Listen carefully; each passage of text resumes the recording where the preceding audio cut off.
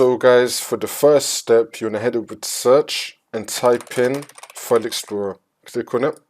And now once you're on this, on the left hand side, you want to scroll down and then click on this PC.